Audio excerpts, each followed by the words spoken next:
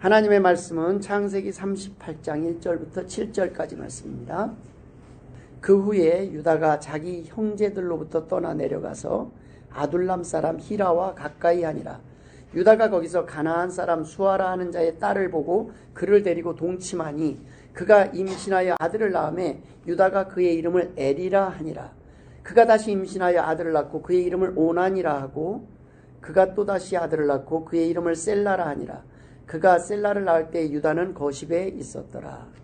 유다가 장자 엘을 위하여 아내를 데려오니 그의 이름은 다말이더라.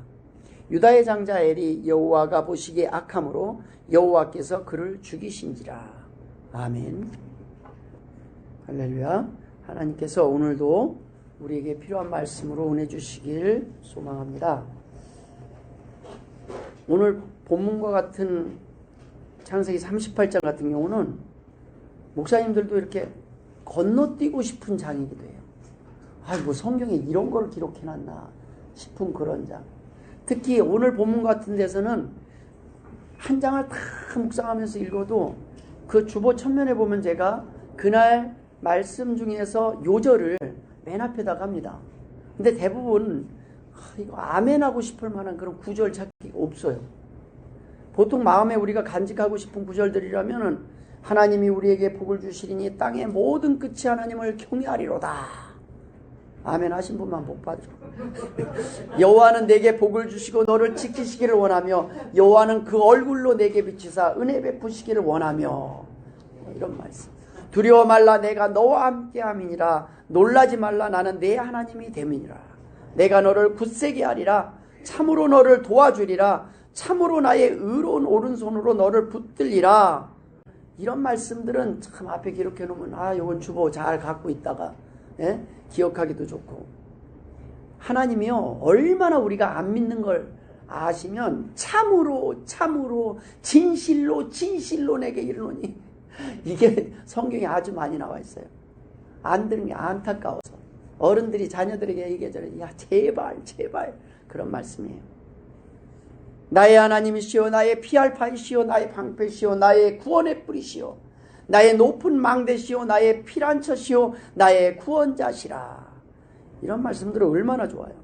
근데 오늘 본문 중에서는 이걸 찾기가 힘들어갖고 찾다 정한 구절이 바로 오늘 7절 말씀입니다. 유다의 장자 엘이 여호와가 보시기에 악함으로 여호와께서 그를 죽이신지라. 정하고 보니까 이 또한 우리가 이 세상을 살아가는데 꼭 기억하고 살아가야 될 말씀이구나 하는 생각이 들었습니다. 우리는 잘 될 거야 이런 축복의 말씀만 덕담만 하고 싶지만 때때로는 너 그러면 큰일 나, 너 그러면 힘들어져, 이런 말도 해줘야 될 때가 있습니다. 목사가 설교를 준비할 때 항상 복 받을 겁니다만 할 수 있지만 그것은 선지자적 사명에서 한 부분만 감당하는 거예요. 이제 어느 정도 되면은 이렇게 하면 안 됩니다. 그렇게 하면 큰일 납니다. 그렇게 하면 위험합니다. 지금 조심하는 게 좋을 것 같습니다. 이런 경고의 말씀도 사실 전해야 합니다. 책망도 해야 합니다. 그런데 그것을 하지 않는다면 그 또한 목사의 책임입니다. 목사는 나이도 어린 게 뭘 알아? 그런데 목사에게 하나님이 주신 특별한 은혜, 기회는 뭐냐면 목회를 하면서 또는 현장에서 목회를 많은 분들을 섬기면서 수많은 신방을 하고 수많은 신방이 주로 어떻느냐, 목사님 지금 급한 일 생겼어요, 기도해 주세요, 이런 때 다니는 거예요. 가보면요 병이 초기, 중기, 말기 다 있어요.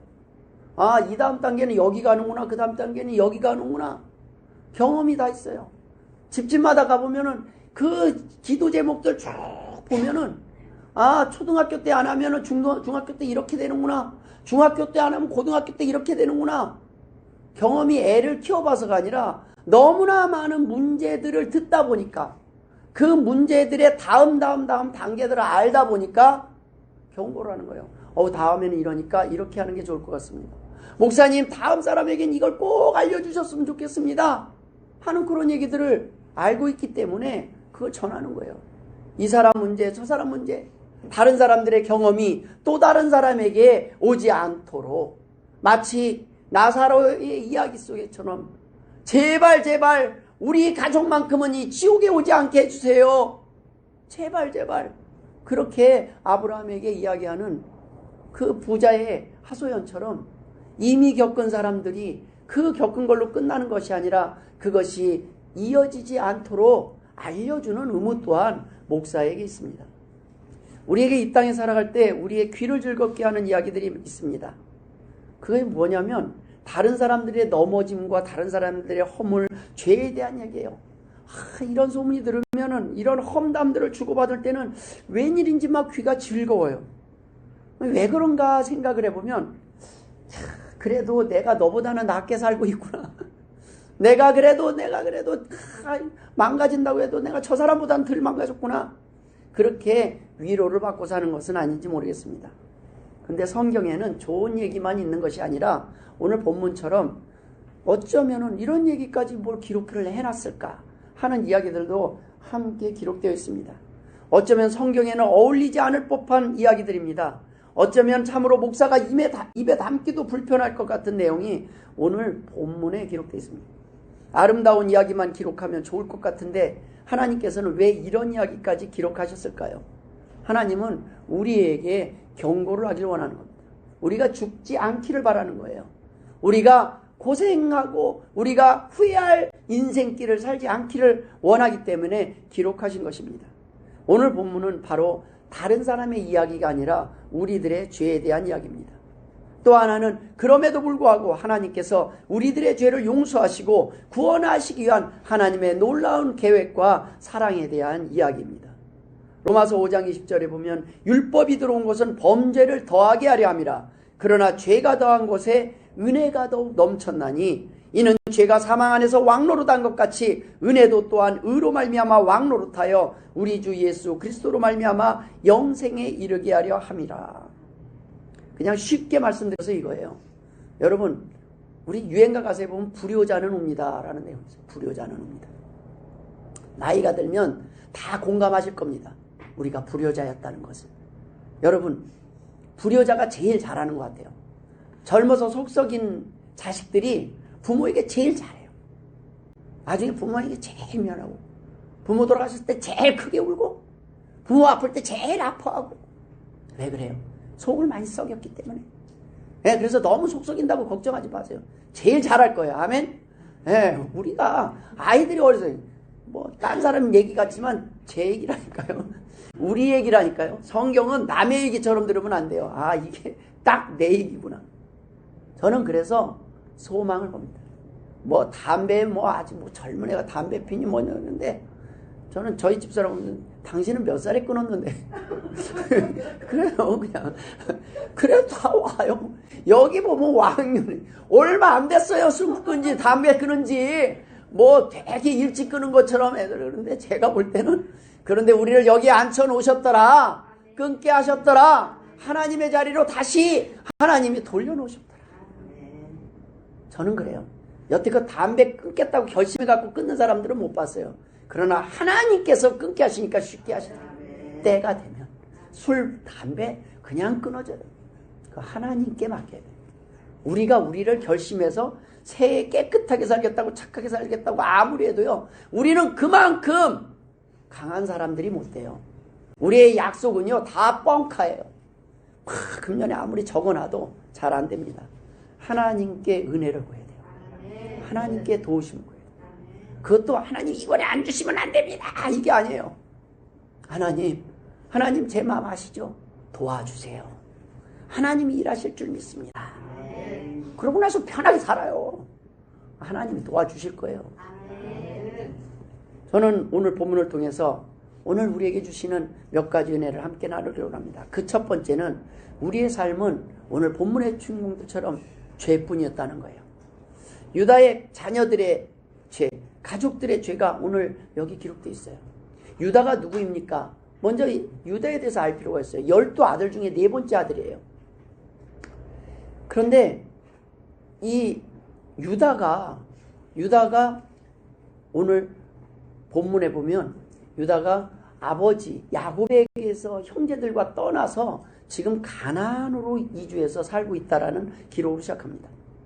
가나안 땅은 멸망할 민족들이고 죄가 너무 꽉 찼기 때문에 하나님의 거기를 상종하지 말라는 거예요. 그리 가면 너네들은 거기서는 버린다는 거예요. 가까이 하지 말라는 거예요. 거기 가면 죄에 오염되니까 위험한 곳이라는 거예요. 그런데 그쪽에 가서 거주를 합니다. 반드시 멸망할 족속이었고 멸망이 확정된 그런 민족입니다. 거기랑 하면은 죄에 오염되기 쉽고 너가 나쁜 물 들기 쉬우니까 그쪽에 가서 살지 말아라라는 거예요. 그들과 결혼하지 말아라라는 거예요. 그것이 하나님의 명령이었습니다. 그런데 그곳에 가서 이주해서 사는 거예요. 가나안 사람들을 차별하라는 것이 아닙니다. 멸망받을 민족과 그 문화, 그들의 삶, 그들의 습관, 세상을 가까이 하지 말라는 하나님의 말씀입니다. 근데 놀랍게도 하나님께서는 가나안 백성들과의 결혼을 금하셨지만 그 이방 여인들이 이스라엘 백성으로 오는 것은 허용을 하셨어요. 기생 라합과 모압 여인 룻이 하나님의 백성으로 와서 어떻게 해요? 하나님의 백성의 후손이 돼요. 예수님의 계보의 주인공이 돼요. 하나님은요, 세상에서 교회로 오는 사람들을 막지 않으셔요. 그러나 하나님의 백성이 세상에 가서 세상과 타협하며 세상과 물들어서 죄악 속에 살아가기를 원치 않으셔요. 가지 말라는 거예요. 위험하다는 거예요. 이것은 방향성입니다. 탕자는 아버지의 집을 떠나 세상을 향해 갔다가 어떻게 해요? 고생 개고생을 하고 다시 돌아오지 않아요? 그래도 아버지는 기다렸답니다. 아브라함의 조카 롯은 소돔과 고모라를 선택했다가 아내까지 잃어버려요. 나중에 아내까지 손끈기둥이 돼요. 마지막에 아주 비참한 구원을 받습니다. 그래도 하나님은 롯을 버리시지 않으셨어요. 야곱도 형을 속이고 삼촌 집으로 도망을 갑니다. 결국에는 고향으로 다시 돌아가라고 하나님이 명하셔요. 삼촌 집에서 20년을 얼마나 고생을 합니까? 거의 밤낮을 제대로 잠을 못 잤다고 야곱은 고백하고 있어요. 하나님이 원하시는 방향과 반대 방향으로 가는 삶은 반드시 필망입니다. 그렇기 때문에 속히 돌아와야 하는 것입니다. 가나안의 삶, 세상의 삶의 결과는 패망이고 필망이기 때문에 하나님은 가나안 사람들을 멀리하라고 했던 거예요. 유다가 두 아들을 잃게 된 이유가 무엇입니까? 가나안에 거했을 뿐만 아니라 그 안에서 자녀들이 자라면서 세상의 모든 죄악들을 배우면서 세상의 가치관들을 듣고 그대로 살아가는 거예요. 하나님의 명령을 우습게 여겨버리고 그 결과 자녀의 죽음을 보게 됩니다. 부모가 제일 힘든 게 자녀를 먼저 보낼 때예요. 자녀를 먼저 보내는 거 얼마나 힘듭니까? 근데 한 명도 아니고 큰아들, 둘째 아들을 다 먼저 보내요. 큰아들이 엘이었고 둘째 아들이 오난이고 아들도 삼형제나 났어요. 셀라까지. 근데 큰아들 알이 그 가나안 백성의 그 죄악 속에서 하나님이 도저히 이는 안 되겠다. 하나님이 죽이셨더라. 그게 오늘 본문 7절입니다. 하나님이 왜 죽이셨어요? 얘 한 사람의 문제가 아니에요. 많은 사람들에게 영향을 미쳐요. 도저히 안 되겠어요. 얘는 끝까지 안 믿으려. 끝까지 안. 우리가 볼 때는 하나님이 어떻게 이러실 수가 있어요. 하나님은 아셔요. 결국에는 돌아올 자녀와 끝까지 안 돌아올 사람을 알아요. 여러분, 하나님이 우리에게 오늘 살려주신 건 죄가 없어서가 아니에요. 너는 끝까지 결국에는 돌아올 내 자녀라는 걸 하나님이 아시기 때문에 기다리시는 거예요. 하나님은 뭐 천천히 기다리셔도 되지만 우리가 이 땅에 살 때도 고생 덜하고 눈물 덜 흘리기를 바라시기 때문에 빨리 돌아오기를 원하시는 것입니다. 그런데 이 엘이 너무나 얼마나 못됐으면 하나님이 먼저 치셨을까요? 그런데 이 큰아들 엘이 결혼한 여인이 다말이라는 여인입니다. 다말과 결혼을 해요. 근데 그때 당시에 유대인에게 있어서는 이 형제가 죽으면 그 대를 잇기 위해서 둘째 아들, 다음 아들이 같은 민족에서 아들이 그 형을 대신해서 대를 잇도록 같이 동침하는 그 관습이 있습니다. 둘째 아들에게 그럼 이제 네가 그 의무를 대해라. 그러니까 이 둘째 아들이 가만히 생각하니까 어차피 자녀를 낳으면 다시 큰 형 계보를 잇게 자녀를 줘야 되는 거예요. 그러니까 마음에 안 들었어요. 그래서 동침을 하되 땅에다가 설정을 했다고 그랬어요. 그러니까 하나님이 이를 보시고 괘씸히 여겨서 또 하나님이 치셔서 죽습니다. 아들을 둘을 잃어요. 유다가 생각하기에는 이거는 아닌 것 같아요. 야, 이제 셋째 아들한테 하면 잘못하면 아들 다 잃어버리게 생겼다. 그래갖고 말을 해요. 다말에게. 야, 미안한데 얘가 아직 어리니까 클 때까지 기다려라. 클 때까지 기다려라. 근데 클 때까지 기다려도 다말에게 안 줘요. 그때의 내용들이 오늘 본문에 기록되고 있습니다. 가나안에서의 거주한 죄로 인해서 그 두 아들을 잃고 그걸로 모자라서 지금 유다는 많은 고통을 당합니다. 그런데 이 본문 가운데서 우리가 기억하는 것은 이런 많은 죄 속에서도 하나님은 유다를 기억하셨더라. 유다의 잘한 것을 기억하는 거예요. 유다의 잘못만 기억한 것이 아니라 유다가 잘한 게 있어요. 왜 유다가 요셉도 아니고 베냐민도 아니고 유다가 예수 그리스도의 계보에 유다가 이어지게 되는 거예요. 유다를 통해서 시므온도 아닙니다. 첫째도 아닙니다. 둘째 시므온, 루벤, 시므온, 레위 다 제치고 넷째인 유다가 예수님의 계보를 이어가요. 왜 그런지 아십니까? 12아들 중에요. 원래는 루벤이 먼저예요. 그런데 루벤이 어떻게 해요? 그 계모, 그래서 정확하게 얘기하면 엄마죠. 어머니와 통관을 해요. 그걸로 인해서 장자의 권한을 잃어요. 나머지 아들들은 다 요셉을 형제를 파는데 동참했던 사람들. 베냐민은 야곱과 있었으니까 상관이 없는데 나머지 열아들이 다 거기에 동참했어요. 그런데 유다만이 이거 죽여서 뭐하냐 살리려고 설득을 해요. 형제들을 어떻게 아무리 그래도 미워도 동생을 죽일 수 있겠냐. 혈육의 정에다가 호소를 하고 그렇다고 굳이 살인까지 할 필요가 있냐. 그랬고 이왕이면 좀 죄를 적게 질 수 있도록 극소화하고 그 다음에 이거 우리 손에다가 피를 묻힐 필요 없고 죽여도 다른 사람이 죽이게 그냥 이렇게 팔자. 합리적인 대안을 해서 나중에 결국에는 요셉의 생명을 구한 것은 유다입니다. 유다가 이 한 일을 하나님은 기억하셨어요. 유다를 통해서 계승됐기 때문에 오늘날 이스라엘 백성을 모르는 유다의 후손이라는 거예요. 유태인. 네. 이스라엘 백성은 유다의 후손이라는 말씀입니다. 그런데 이렇게 큰형이 못한 것, 큰아들 때, 둘째 아들 때 못한 것들을 이어서 채우는 그 유대인의 관습이 오늘날은 이해가 안 되지만 그것이 무슨 관습이냐면 그게 고엘이라는 관습입니다. 고엘은 뭐냐면 다른 사람들을 위해서, 그러니까 형제의 빈자리, 아픈 자리, 예전에 보면은 생가부가 되잖아요. 생가부가 되면 이 가정을 책임질 사람이 없어요. 그럼 누군가 이 가정을 그걸 누군가 형제들이 돌보라는 거예요. 혼자 그냥 독수공감만 살기 놔두지 말고 돌봐줘야 된다. 챙겨줘야 된다. 너희 형제들이 아프면 너희들이 챙겨줘야 된다. 외면하면 안 된다. 그래서 그냥 단지 이 혈연을 이어가고 계보를 이어가는 것만을 말하는 게 아닙니다. 그 가족의 생계를 책임지고 홀로 남은 건 어려움을 당한 사람들, 빈자리들, 그런 빈자리를 채우는 그 관습이 고엘의 의무입니다. 이게 계대결혼이라는 의무예요. 죽은 자의 후손을 잇기 위해서 동침하는 것뿐만 아니라 그 사람들의 토지를 사주고 빚을 갚아주고 이러한 것들, 그들의 허물을 채워주는, 즉 대속해주는 이 의무를 말하는 거예요. 혼자서 막 형제가 둘째 아들이 그냥 혼자 빚에 겨워서 빚에 쪄들어갖고 도저히 혼자 힘으로 감당을 못해요. 파산 직전이에요. 그걸 누군가 가장 가까운 친족들이 그것을 빚을 갚아주고 다시 일어날 수 있게 도와주고, 이 바로 구속주 대속해 주신 예수 그리스도를 예표하고 있는 이 제도가 누군 자의 빈자리를 채워주는 그 삶의 의무입니다. 남의 어려움, 특히 형제들의 어려움, 가족들의 어려움을 외면하지 말라는 거예요. 누군가가 도와줘야 되지 않겠냐는 거예요. 한 사람이 죽었어요. 가장이 죽었어요. 그럼 그 빈자리를 누군가는 도와줘야 된다는 거예요. 이 의무를 오나는 감당하신 거예요. 내가 왜 해? 그거는 뭐 알아서 하지. 그거를 감당하기 싫었던 거예요. 여러분, 때때로 우리가 부모의 잘못된 판단으로 자녀들이 잘못된 선택을 할 때가 있습니다.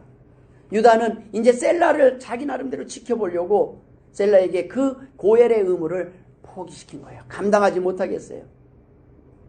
그런데 이것을 다말은 알고 있었습니다. 그럼 순서상 누구냐면 혈족이 그 이제 셀라도 안 주니까 그 다음에 순서가 시아버지예요. 그래서 유다가 차례된 거예요. 그런데 다말은 아무리 생각해도 이거를 의무를 행하지 않을 것 같아요. 고해름을. 그래서 속여가지고 창녀로 분장을 하고 시아버지와 동침을 합니다. 그래서 원래 임신했다고 그러니까 오늘 본문에 보면 어떻게 해요? 불사르라, 화형에 처하라 그래요. 그때 당시는 생사여탈권을 족장들이 갖고 있었어요. 어디서 뭐 임신을 했다니까 누구의 자녀냐?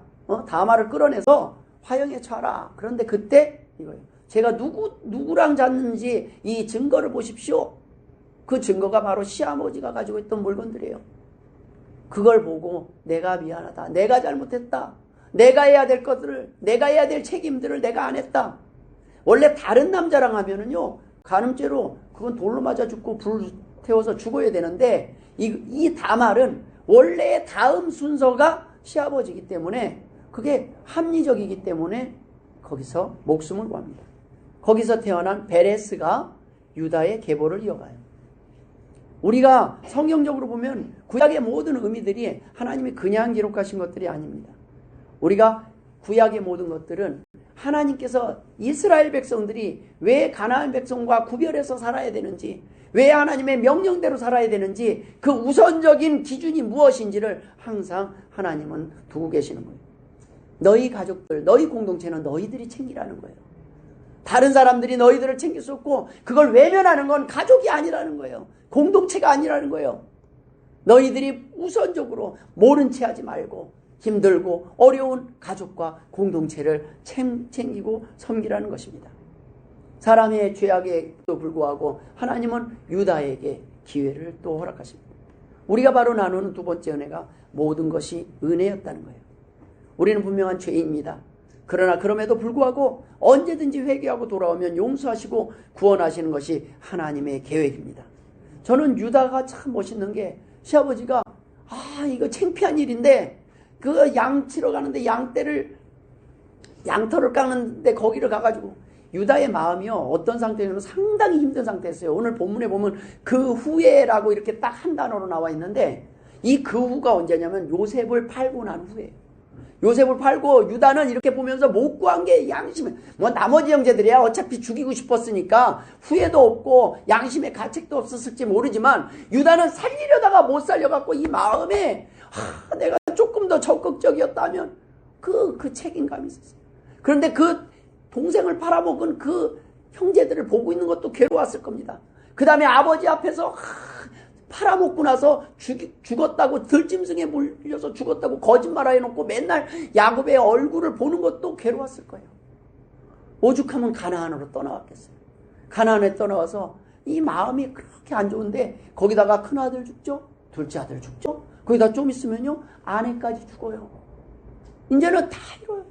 마음이 얼마나 심란하니까. 그래서 그 아내의 장례식을 마치고 위로를 받은 후에 마음이 얼마나, 그러니까 우리를 치면 야외로 나간 거예요. 양털을 깎는, 거기를 가면 양털 깎는 데는 항상 음식과 술이 있습니다. 잔치날이기 때문에. 오늘날 치면요 돈 들어오는 날이에요. 월급날이에요. 추수하는 날이에요. 갯돈 타는 날이에요.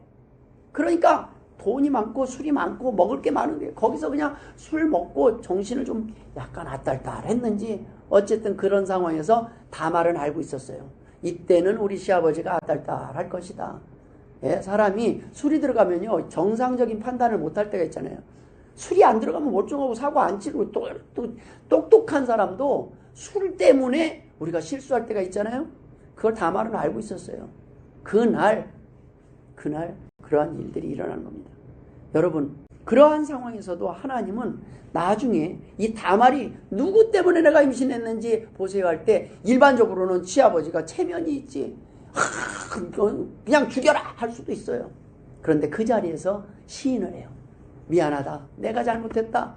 내가 너한테 셋째 아들을 줬어야 되는데 내가 이 법을 셋째마저 너를 외면하게 했다. 너를 혼자 살게 했다. 너의 아픔을 외면했다. 미안하다. 내가 당연히 너를 책임져야 되는데 이젠 내 차례니까 내가 책임지겠다. 그리고 책임을 집니다. 그걸 인정을 해요. 그리고 유다의 후손 가운데서 그래서 성경에 이 예수님의 계보, 지난주에 우리가 함께 나눴던 말씀 중에 예수님의 계보에 보면 이해할 수 없는 여인들이 나와요. 계보에 남자 이름도 안 들어가거든요. 남자 이름도 들어가기가 힘든데 거기에 여자 이름이 기생 라합이 들어가요. 이방 여인, 모압 여인, 루시 들어가요. 다말이 들어가요. 아무나 그 이름을 기록하지 않는데 하나님은 뭐예요? 하나님의 편에, 하나님 앞에 나와서 하나님 뜻대로 사는 사람들, 그들을 통해서 너의 삶의 죄 다 잊고 용서하고 하나님의 계보에 들어갈 수 있는 구원의 길을 주신다는 거예요. 무슨 말씀입니까? 한마디로 너도 된다는 거예요. 너도 된다. 나는 기생인데요. 나는 이방 여인인데요. 나 같은 사람이 어떻게 될 수 있어요? 아니야, 너도 돼. 나는 이제 다 끝났어요. 나만 한 사람은, 내가 예수 믿으면요, 다른 사람들이 다 욕해요. 제가 교회를 가면요, 도리어 예수님의 영광을 가릴 거예요. 아니야, 너니까 돼. 우리는요, 도리어 죄가 클수록 나중에는 이렇게 간증할 거예요. 나 같은 사람도 지금 장로가 됐습니다. 아멘. 저는 여기 있는 분들이 다 장로 권사님 될 줄 믿습니다. 나 같은 사람도 하나님은 쓰셨습니다. 나 같은 사람도 하나님을 회복시키셨습니다. 내가 얼마나 힘든 나그네 인생길을 살았는데 진작 하나님 앞에 돌아왔으면 하나님은 나를 버리시지 않았습니다. 하나님은 오늘도 우리에게 주신 메시지는 너도 된다라는 말씀입니다. 여러분, 힘들다고 때때로 우리가 무너질 때가 있어요.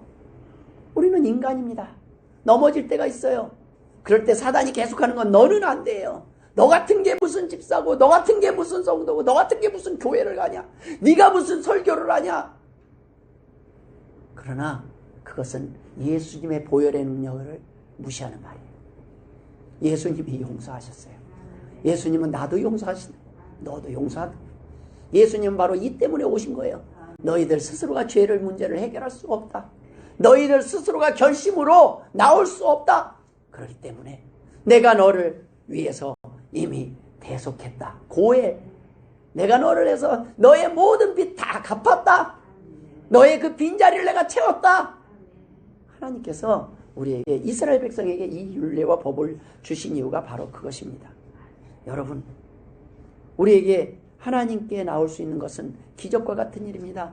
우리와 같은 죄인을 하나님은 여전히 기다리고 계시고 여전히 말씀을 통해서 야, 그거 위험하니까 하지 마라. 우리는 성경대로 살면 됩니다. 여러분, 유다처럼 잘못을 인정할 줄 알 때 우리의 삶이 변할 줄 믿습니다. 하나님 앞에서 인정하세요. 하나님, 나 잘못했습니다. 하나님, 나 연약합니다. 하나님, 나 잘 안 됩니다. 다 미련합니다. 무식합니다. 어떻게 해야 될지 모르겠습니다. 어디로 가야 될지 모르겠습니다. 지혜를 주옵소서. 그럴 때 하나님은 너도 된다 라고 말씀하십니다. 너를 통해서 내가 놀라운 일을 보일 것이라는 것입니다. 마지막으로 우리가 나누기를 원하는 것은 하나님은 이 모든 일을 당신을 통해 일하시길 원한다는 거예요. 하나님은 바로 오늘의 이 빈자리, 우리 교회의 이 빈자리는 바로 우리가 채울 자리입니다. 여러분, 누군가 감당해야 될 자리, 누군가 감당했던 그 빈자리를 우리가 채우시길 주의 이름으로 축원드립니다. 저는 이걸 준비하면서 우리 교회 박한규 성도님이나 김태호 성도님이 앉았던 자리를 생각을 해봤어요. 그 자리들이 바로 여기인데 누군가가 그 자리를 채워야 되지 않겠습니까? 그리고 우리가 앉았던 자리를 또 누군가가 채울 것입니다. 그러나 그냥 앉아있는 자리가 아니라 이 자리는 앉아서 하나님이 원하시는 사랑을 베푸는 자리요, 은혜를 나누는 자리, 아름다운 일들을 하는 자리예요. 그분이 이 교회에 있을 때, 그 자리에 있을 때 그 일들을 감당했었더라. 우리가 기억에 남는 자리예요. 그 후손들이 누군가 앉아서 그 자리에서 나는 더 열심히, 나는 그분보다는 좀 더 낫게 하나님을 위해서 섬기면서 가겠다. 하나님은 그 빈자리를, 누군가의 빈자리를 그대로 두는 것을 원치 않아요. 여러분, 하나님은 항상 시대를 구원할 사명자들을 예비하셨어요. 구원을 계획하고 요셉을 준비하셨습니다. 형제들이 이렇게 다 큰일 날 걸 알고 나중에 요셉을 준비해서 하나님의 백성을 구원하기 위해서 미리 준비시켰어요. 죄 없는 요셉을 미리 보내서 준비시켰다는 거예요.